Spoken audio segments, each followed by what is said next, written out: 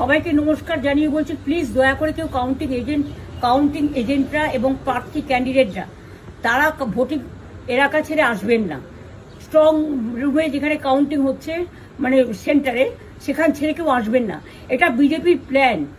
প্রথম 2-3 রাউন্ডে আমি কালকে থেকেই বলছি যে ওদেরগুলো আগে দেখাবে, আমাদেরগুলো পরে দেখাবে। এবং অনেক জায়গায় 2-3 রাউন্ড কাউন্টিং করার পরে প্রায় 100টা জায়গায় কাউন্টিং বন্ধ করে রেখে দিয়েছে। এবং কল্যাণীতে ধরা পড়েছে 7টা মেশিন, যেখানে কোনো মিল নেই। এটা টোটাল ফোর্স, পুলিশ সেন্ট্রাল ফোর্সকে দিয়ে চারিদিকে তৃণমূল কংগ্রেসের উপর অত্যাচার করছে, অফিস ভাঙছে, জোর করে দখল করছে। এসআইআর এর নামে আপনারা দেখেছেন ভোট লুট করেছে যাতে যে সিটগুলো জিততে পারে। কিন্তু এখনো এমন 70টা সিট আছে, 100টা সিট আছে যেগুলো আমরা এগিয়ে আছি, সেগুলো বলছে না। টোটালটাই মিথ্যে নিউজ খাওয়াচ্ছে। আগে ডিআইসিও এই খবরগুলো দিত, কিন্তু তাকে কালকে চেঞ্জ করে দেওয়া হয়েছে। টোটালটাই ইলেকশন কমিশন নিজের ইচ্ছে মতো খেলছে, এবং সাথে কেন্দ্রীয় বাহিনীকে নিয়ে। এবং আমাদের পুলিশরা টোটাল মাথা নত করে কেন্দ্রীয় বাহিনীর আন্ডারে কাজ করছে।